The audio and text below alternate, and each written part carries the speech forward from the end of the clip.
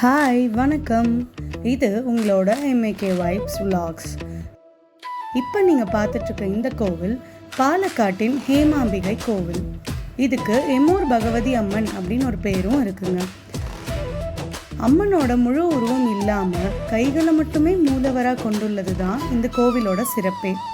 இது பல ஆயிரம் ஆண்டுகள் பழமையான கோவில்.